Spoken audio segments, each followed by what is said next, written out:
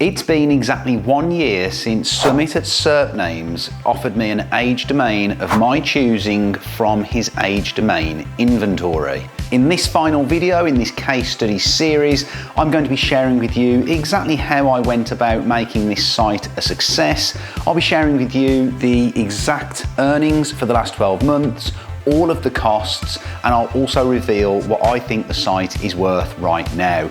This is one that you don't want to miss, guys, so let's kick things off. Okay, so I did tell a slight fib at the start of this video. It's actually been a little bit over a year since I started the project. I thought it had been, because it feels like it's been forever, to be honest. And it was actually the 13th of February was when the first page was published on this site, and the date today is the 28th of April 2023, so it's just over 12 months. So we're going to kick things off with costs. The domain cost was $3,000, although I was actually gifted the domain, but I'm going to include that in the costs because if I was to have bought the domain through SERP Names, it would have cost me $3,000. There was 121,999 words in pages and 63,881 words in posts, which gives a total of 185,880 words. Now, my writer for this site charges 5 pence per word, which works out to 0.062 cents per word. So if we multiply that, it gives us a grand total of $11,524.56. When it comes to links, I've built 41 links. I'm going to just average the cost out at $200 per link. Some of them were more, some of them were a little bit less, but that gives us a grand total of $8,200, which gives us a total spend on this project of $22,724.56. Now, before we go through the exact earnings for the site, I want to just cover some of the processes that I've used, some of the tools, some of the software that have been used as part of bringing this domain up to a point where it's brandable and it's making money. So the first thing was the hosting. I'm going to link all of these down below in the description. Some will be affiliate links, some won't, but either way, it's not going to cost you any more money if you do use those, but thank you very much if you do. So the first one was hosting. Now, the hosting is through WPX, and this is on a US server because it's a US based site predominantly. However, it still generates very good traffic globally, particularly within the UK. The site is built on WordPress using Generate Press Premium and Generate Blocks Premium. Pretty simple to use, easy enough to customize, and it gives me all the functionality that I need. So the first real step, other than just getting the bare bones of the site built, as in the home page, the about page, the contact page, and all of that, was to resurrect any old pages that had value. Now, most of the value here is coming through the old backlinks that were pointing into the site and on these old pages that I wouldn't necessarily have recreated. So first of all, it's really important that we go with the exact same URL, and if not, we just 301 redirect it to a new URL that we want to. But in some cases, it was just a case of resurrecting the page, bringing it back, and then putting some content on there, whether that was the old content from the Wayback Machine, or whether that was fresh content, or a bit of a mix of both, and then using appropriate contextual internal links from that page, from that URL that had those powerful links coming in, and pushing that link equity through to more important pages, or back to the home page, or to hub pages, or wherever it was kind of semantically relevant. The next point was that I wanted to get the new content live as fast as possible. Sometimes people say you should drip content out. I don't really believe in that. I think if you've got the content good to go, then get it out. And I really pushed 2 of my writers as hard as I possibly could in those first 2 to 3 months, and really focused in on this site to get as much content out as possible. Now, the reason for that is because it's been sat there, and this site in particular, this domain, had been sat in the SERP Names inventory for at least 6 months. And I know that because I'd kept an eye on it, and I almost bought it 3 or 4 months before. So it had been sat there. And the other thing is, we want to, of course, start to create this topical relevance for this domain. Now, it the domain was fairly relevant to the niche, but it wasn't exact. So it was really important that we made it very clear from the beginning to Google exactly what this site was going to be about. The next thing was the keyword research. And here I went with a mix of low competition but also high competition keywords.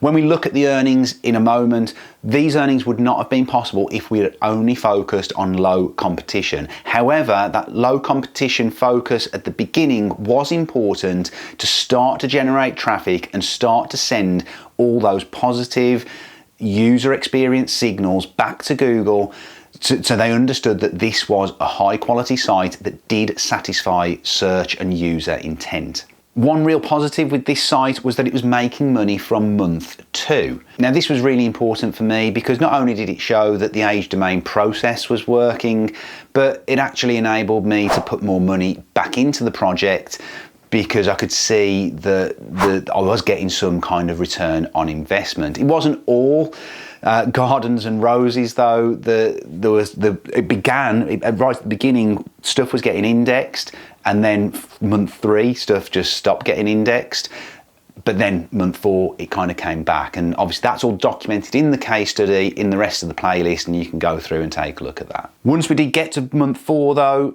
it was a case of doubling down on the content. Particularly with an age domain, sometimes it's a bit of a 50-50 as to whether it's going to work or not. And when you do get an age domain that starts to work, in my experience, that is the point where you really double down on the content. So although I put my writers through it in the first 2 or 3 months, and I was expecting to kind of take our foot off the gas a little bit, I actually went even harder and we push more and more content out. Now saying that, there's still not a huge amount of content on this site. It was all high quality stuff, quite high word counts on a lot of the articles. Most articles have a minimum of 2,500 to 3,000 words. I think the biggest one is about 6,500. So you can see there's it's not about the quantity of posts, but it was about high quality articles that I knew would make commercial sense and ultimately would convert through affiliate sales. Quick pattern interrupt here. Guys, if you've found any value in this case study series whatsoever, it's been a lot of hard work for me to put this case study together over the last 12 months. And it would mean a lot to me and to the channel if you could just hit that like button if you have found value.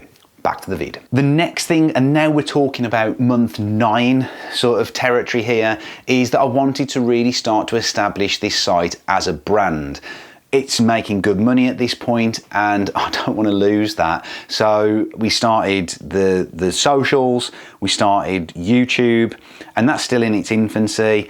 Also started email. So we're starting to generate traffic from various sources, but more importantly than that, hopefully Google can then match the website as an entity to our social entities and to our YouTube and all of that sort of stuff. And ultimately, our users start to see the site as a brand. The next thing we did, because we were getting good traffic, was start to negotiate higher commission rates. Once you've got a site that is generating good traffic, it really puts you in a strong position. We started to work with brand new brands that had just started their affiliate programs, so they really wanted to get their name out there, and this put us in a really strong bargaining position. So our highest commission rate right now is 60%, and we typically are not promoting anything, certainly not within our top funnels, that's lower than 40%. So typically 50 to 60% is our commission range, and also a lot of these affiliate programs offer us repeat orders too. So of course that all compounds over time, and it's put the site in a really strong position from a financial point of view. And then my final point is when it comes to product reviews, because ultimately this is a product review site. It's to do all the things that you would do with any kind of product review site, whether that's starting a site from scratch. For me, I don't really like the churn and burn type approach. I prefer to take on projects and work on projects that are going to last in the long term. And so really focusing in on the EEAT and the real product images, actually physically getting hold of them, the video, the photos, all of these things really, really help. And the site has had a little bit of turbulence at times, but at the moment it's almost back to all-time highs and it's looking really, really solid. So let's go and take a look at those earnings figures. There are 6 or 7 programs I use in total, but I'm just gonna give you the top 4 because some of the others are a little bit lower and I just couldn't be bothered to spend the time to just collate all those little figures and put them in. So these are the top 4 that we have. So the first one was a fairly new program that we started midway through this project. This didn't exist when we started and we're actually making some really good money for them. This is our 60% commission affiliate program and we've made $28,737.20 with them. Then our big one, our main one, has made $73,076.36. We then have another one which is relatively good. This is another 60% program and this is at $6,679. And then we have another one that's a little bit less and that is actually bang on $1,200, which gives us a total revenue for the last 12 months of $109,692. Of which, and this is pretty mind-blowing really, it's pretty crazy stuff, and bear in mind the last 6 months has been the most profitable. The first 6 months of the project was pretty low, so our monthlies are actually way higher, but the profit of $86,867.44, giving us a last 12-month average of $7,238.95, and I'm going to use a 42 times multiple. This site, if I was looking to buy a site, this is the perfect type of site to buy. The only negative of buying this site is the fact that it's built on an age domain, but in terms of what needs to be done on a monthly basis, it's very little, and so I'm going to give it a multiple of 42, which would value this site at $304,036, which for 12 months work is absolutely crazy. Now, I'm not sure really whether I do want to sell the site or not. The reality is it probably would be worth a little bit more than that because, like I said, the last 6 month average is much, much higher than the last 12-month average.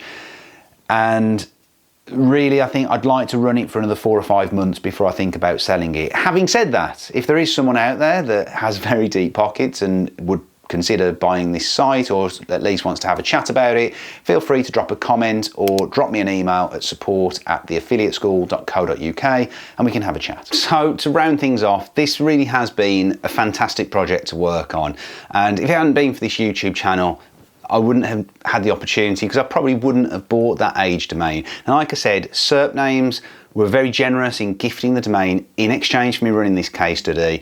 There's a discount code to their inventory and a link to all of their domains down below, so do go and check it out. Now there are, like I said, a couple of things that I've learned along the way, and in the last 12 months I've also bought a couple of other age domains, and I think I kind of mentioned this earlier. One thing is that I have found typically I'm getting about a 50% success rate with age domain projects, which isn't bad, but when I consider that I bought one recently for $20,000 and as yet it hasn't quite taken off, and I've put about $10,000 worth of content into it, or at least I will have done by the time I've fully assessed it, it can be a big investment. Now, I'm not suggesting that you go out and buy a domain for $20,000, but if you've got the funds to invest in a $3,000 or $4,000 domain, it can be a real good shortcut. And particularly if you don't like messing around with buying links or looking to acquire links through digital PR and that sort of stuff, it can be a massive shortcut and make life a lot easier. The other thing that I've found is, and again this comes through personal experience, that buying an age domain that has hundreds and hundreds of pages in its history does make life a lot more complex, particularly if it's an e-commerce site or something like that. The other thing to consider here is if you are completely repositioning the type of site it is. So again, for example, if it's an e-commerce site and you're turning it into a review site, there's a little bit of a hill to climb there in getting Google to understand that it's no longer an e-commerce site and that it is this kind of content-based site instead.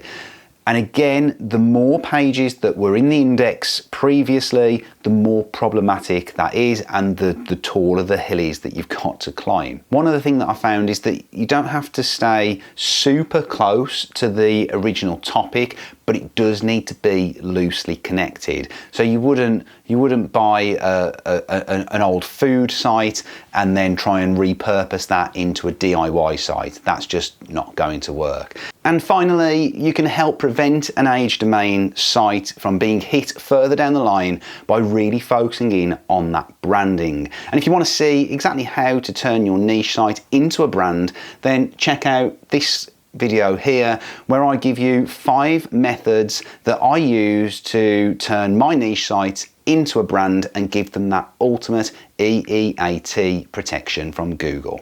Guys, thanks for watching. I hope you've enjoyed this series. I certainly have, and I'll see you next time.